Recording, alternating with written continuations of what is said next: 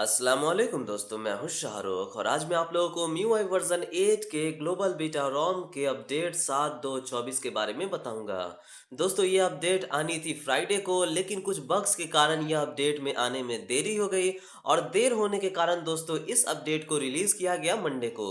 तो आज ट्यूसडे है दोस्तों और आज मैं आप लोगों को इसका रिव्यू करूंगा कि इस अपडेट में क्या क्या नए नए फीचर्स हैं। दोस्तों देख सकते हैं यहाँ पे MIUI वर्जन 8 ग्लोबल बीटा रोम 7.2.24 वीकली अपडेट है, डेवलपर रोम है, बीटा रोम है। तो चलिए देखते हैं कि इसमें नए नए फीचर्स क्या है यहाँ से व्हाट्स न्यू में जाके। तो दोस्तों इसमें व्हाट्स न्यू में जाएंगे तो इसमें हमें कुछ फीचर्स मिलते हैं। जैसे सबसे पहले अगर हम लोग बात करें तो यहाँ पे मिलता है न्यू कैलकुलेटिंग डिस्काउंट्स। अब ये क्या है?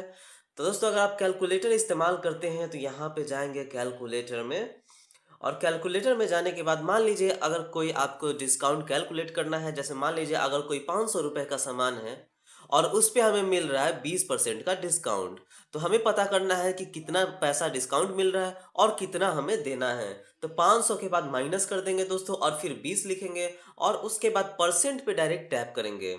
तो इससे यह बता देगा कि 500 रुपए में अगर 20% की डिस्काउंट होती है तो आपको टोटल 100 रुपए की डिस्काउंट मिल रही है, और जो आपको पैसा देने का जरूरत पड़ेगा वो होगा 400 रुपए देने की जरूरत। मतलब कि दोनों बता दे रहा है दोस्तों, 100 रुपया हो गया डिस्काउंट और टोटल मनी हो गई 400। उसी तरह से दोस्तों मान लीजिए 786 रुपए में अगर हम लोग 17% मान लीजिए घटाते हैं तो आखिर कितना होगा? तो 17% अगर हम लोग करेंगे तो 133 रुपए जो हो रही है, ये 133 रुपए डिस्काउंट हो रही है 17%, और 652 रुपए फाइनल मनी हमें देना पड़ रहा है। तो ये एक अच्छी चीज़ है दोस्तों जो कैलकुलेटर में अपडेट आई है डिस्काउंट कैलकुलेट करने की। बस माइनस करना है और उसके बाद परसेंट पे दबा देना है। उसके बाद अगली अपडेट क्या है दोस्तों? तो अगली अपडेट है रीडिजाइंड म्यूजिक ऐप। अब यह क्या है दोस्तों? तो रीडिजाइन म्यूजिक ऐप मतलब म्यूजिक ऐप को फिर से रीडिजाइन किया गया। अगर आप म्यूजिक ऐप खोलेंगे दोस्तों तो पहले आपको दो पेजेस मिलती थी। फर्स्ट पेज पे ये, और सेकंड पेज पे आपको जाना पड़ता था ऑल सॉन्ग्स में, और उसमें आपको सॉन्ग की लिस्ट आती थी। अब दोस्तों सारे सॉन्ग्स आपको यहीं पे शो करेंगे, सारे सॉन्ग्स की लिस्ट आपको यहीं पे नजर आएगी, जो कि एक ठीक है, हल्की फुल्की अपडेट है।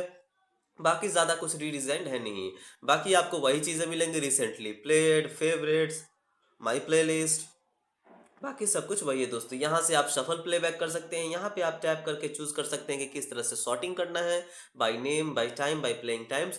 और यहाँ से दोस्तों आप चूज़ कर सकते हैं कि कौन सी चीज़ों को दिखाना है, सॉन्ग को दिखाना है, आर्टिस्ट को दिखाना है, एल्बम को दिखाना है, या फोल्डर को दिखाना है। बाकी दोस्तों और सब वही है, म्यूजिक प्लेयर वही है, वही यहाँ पे सर्च बार है, और कुछ भी डिफरेंट नहीं है। बस एक पेज में अब म्यूजिक प्लेयर हो गई है जो कि पहले दो पेजेस में थी। सेटिंग्स में कोई डिफरेंट नहीं है, सेटिंग्स भी बिल्कुल सेम है। तो दोस्तों अगली अपडेट क्या है तो आइए देखते हैं। तो अगली अपडेट है countdown for exams, repayments, vacations etcetera. ये क्या है दोस्तों? Countdowns. और उसी में दोस्तों दूसरी अपडेट है anniversary reminders for important events. ये दो अपडेट है दोस्तों जो कि आए हैं कैलेंडर ऐप में। तो ये क्या है आइए मैं आज आप लोग को बताता हूँ। दोस्तों अगर आप कैलेंडर ऐप खोलेंगे तो कैलेंडर ऐप खोलने के बाद देखते हैं कि यहाँ पे आपकी ढेर सारी चीज़ें नजर आती हैं, और जिस डेट पे भी करते हैं वहाँ पे देखते हैं कि कुछ ना कुछ यहाँ पे नजर आती है कि कोई पर्व है, कोई त्योहार है, उसी तरह से सब कुछ नज़र आती है। अब दोस्तों मान लीजिए आपको कोई इवेंट ऐड करना है तो आपको यहाँ प्लस पे टैप करना होता था ताकि आप कैलेंडर में इवेंट बना ले। तो यहीं पे दोस्तों आपको 4 तरह की नई इवेंट मिलती है। वैसे तो 2 इवेंट पहले से थी, इवेंट और बर्थडे पहले से थी, लेकिन अब एनिवर्सरी और काउंटडाउन ये 2 नई अपडेट आई है। तो ये 2 नई अपडेट क्या है दोस्तों? तो अगर आप एनिवर्सरी पे करते हैं तो अगर आपका कोई एनिवर्सरी है तो यहाँ पे लिख सकते हैं कि ये मेरी एनिवर्सरी है, मैरिज एनिवर्सरी है, बर्थडे एनिवर्सरी है, या फिर कुछ भी लिख सकते हैं। और उसके बाद यहाँ पे रिमाइंडर सेट कर सकते हैं कि कब है, और यहाँ पे रिमाइंडर सेट कर सकते हैं कि कितने दिन पहले से रिमाइंडर हो। दोस्तों ये जो रिमाइंडर है यह है कि अगर मान लीजिए आपका एनिवर्सरी है 10 मार्च को, तो यह अगर आप 3 डेज इन एडवांस कर देंगे तो ये 7 मार्च को ही 7 मार्च से ही आपको ये रिमाइंड करने लगी, अलार्म बजने लगेगी कि आपका जो एनिवर्सरी है वो आने वाला है। 7 मार्च को सुबह 10 बजे एक बार करेगी, फिर 8 मार्च को सुबह 10 बजे एक बार करेगी, फिर 9 मार्च को सुबह 10 बजे एक बार करेगी, और फिर जाके 10 मार्च को आपको फाइनली एक बार और करेगी कि आज आपका बर्थडे है। उसी तरह से ये काउंट डाउन है दोस्तों।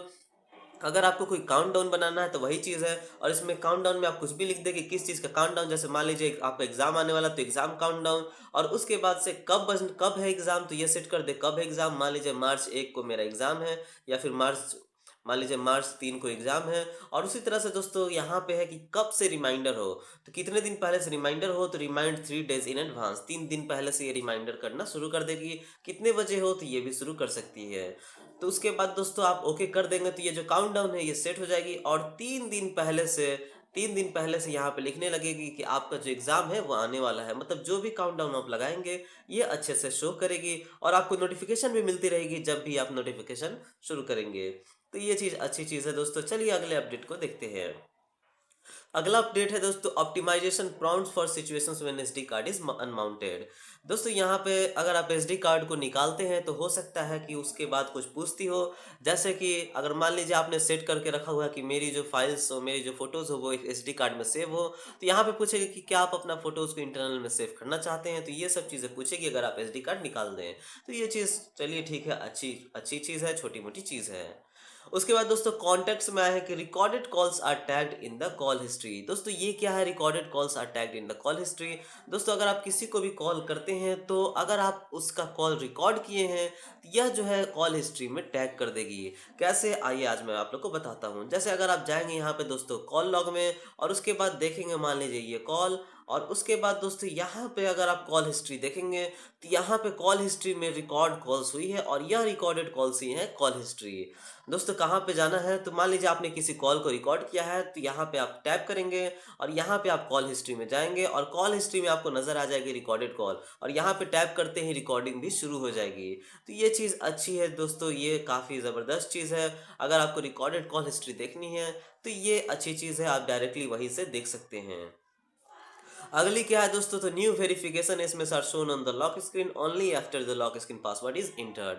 अब यह क्या है दोस्तों कि अगर मान लीजिए आपका पासवर्ड लगा हुआ है, अगर मान लीजिए आपको लॉक स्क्रीन पे पैटर्न या पासवर्ड लगा हुआ है कुछ ऐसा, तो ऐसा होता था कि अगर आपके ओटीपी आते थे या फिर वेरिफिकेशन एसएमएस आते थे तो यहाँ पे नोटिफिकेशन बार से दिख जाते थे, जिससे दोस्तों आप आसानी से किसी के भी फ़ोन में ओटीपी मंगवा के उसका पासवर्ड तो खोल ही सकते हैं। तो इसलिए ये फीचर अपनाई गई है कि वो मैसेज उस वक्त तक नहीं खोल पाएंगे, वो ओटीपी वाले या वेरिफिकेशन वाले मैसेज उस वक्त तक नहीं खोल पाएंगे जब तक कि ये अपना लॉक स्क्रीन को खोले ना, जिससे उनका पासवर्ड सिक्योर रहे, जिससे उनका फेसबुक ट्विटर ये सब सिक्योर रहे। क्योंकि फेसबुक ट्विटर पेटीएम ये सब ओटीपी पे बहुत ज़्यादा काम करती है, ओटीपी से आप आसानी से बहुत सारी चीज़ें कर सकते हैं। नेक्स्ट क्या है दोस्तों, तो थीम्स में आई है स्लाइड टू ब्राउज वॉलपेपर्स। ये क्या है, तो मान लीजिए अगर आप वॉलपेपर्स थीम्स में जाते हैं और यहाँ पे दोस्तों वॉलपेपर पे टैप करते हैं, तो पहले अगर आप एक वॉलपेपर खोलते थे तो आप यहीं पे रहते थे, इसे स्लाइड नहीं कर पाते थे। अब दोस्तों आप सारे वॉलपेपर को स्लाइड कर करके देख सकते हैं और जो मन हो वो वॉलपेपर लगा सकते हैं।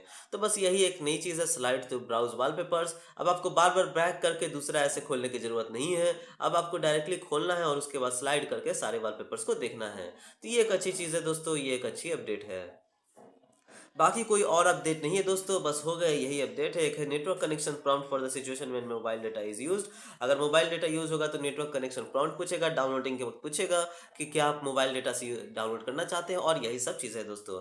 बाकी और भी कुछ नया नहीं है दोस्तों, यही सब चीज़ें हैं। लेकिन दोस्तों पिछले अपडेट की मैंने वीडियो नहीं बनाई थी जो कि थी 7/2/16, तो उस अपडेट में क्या नहीं आई थी आइए मैं आज आप लोग को बता ही देता हूँ कि 7/2/16 में आखिर क्या आई थी। दोस्तों 7/16 में एक ही अपडेट आई थी जो कि छोटी मोटी अपडेट है, बाकी कुछ ऑप्टिमाइजेशन हुए थे गैलरी में दोस्तों टेक्स्ट एडिटिंग का।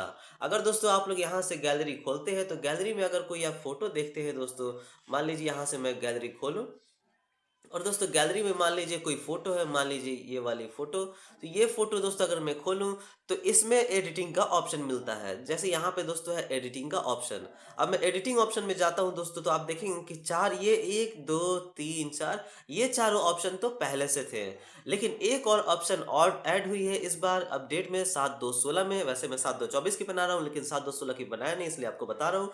इसमें एक अपडेट यह ऐड हुई दोस्तों कि अगर आप टेक्स्ट में जाते हैं तो अब आप इसमें टेक्स्ट लिख सकते हैं और अलग अलग डिजाइन में लिख सकते हैं। जैसे मान लीजिए यहाँ पे आपको कुछ टेक्स्ट लिखना है, ऐसे कुछ टेक्स्ट लिखना है, और उसके बाद दोस्तों यहाँ पे आप सेट कर सकते हैं कि कौन सा स्टाइल चाहिए, बबल में चाहिए, यहाँ पे आप कुछ इस तरह का चाहिए या फिर कुछ इस तरह का चाहिए। ये 3 स्टाइल आप चूज कर सकते हैं। अगर सिर्फ टी पे रखेंगे तो कोई भी स्टाइल नहीं, बस एक टेक्स्ट होगी। उसी तरह से कलर चूज कर सकते हैं दोस्तों कि आपकी टेक्स्ट की कलर क्या होगी। मान लीजिए हमें टेक्स्ट की कलर देनी है ये वाली, और उसके बाद फॉन्ट चूज कर सकते हैं दोस्तों। 3 तरह के फॉन्ट मिलते हैं, एक मिलता है ये, एक मिलता है ये और एक मिलता है ये। तो ये 3 तरह के टेक्स्ट मिलते हैं दोस्तों, और उसके बाद ये ओपासिटी मिलता है दोस्तों कि टेक्स्ट कितना दिखना चाहिए, हल्का दिखे तो इतना, ज़्यादा दिखे तो इतना, तो उस तरह से ओपासिटी भी टेक्स्ट कर सकते हैं। और उसके बाद टेक्स्ट लिखना कैसे है दोस्तों, तो ये मान लीजिए मैंने तो ये दबा दिया, तो ये गड़बड़ हो गई। टेक्स्ट लिखने के लिए यहाँ टैप करना है और उसके बाद इस टेक्स्ट को कुछ भी लिख देना है। तो ये काफ़ी अच्छी चीज़ है दोस्तों, एक गैलरी एडिटिंग और भी अच्छी होती जा रही है। हालांकि काफ़ी सिंपल गैलरी एडिटिंग है, इसमें कुछ ज़्यादा खास है नहीं, लेकिन यहाँ पे दोस्तों डूडल भी है जो कि जिससे हम लोग पहले से काम करते आ रहे हैं। तो ये सब चीज़ें हैं दोस्तों जो कि MIUI की गैलरी एडिटिंग को और भी अच्छी बनाती है। तो दोस्तों मैं हूँ शाहरुख और मुझे आप लोग को बताना था यही सब के बारे में। मुझे आप लोग को बताना था कि MIUI वर्ज़न 8 के नए ग्लोबल बीटा अपडेट में क्या-क्या नई चीज़ें आई हैं। तो अगर आपको हमारा ये अपडेट का वीडियो अच्छा लगा, तो हमारे चैनल को सब्सक्राइब करें और हमारे वीडियोज़ पे लाइक्स एंड कमेंट करें। Thank you.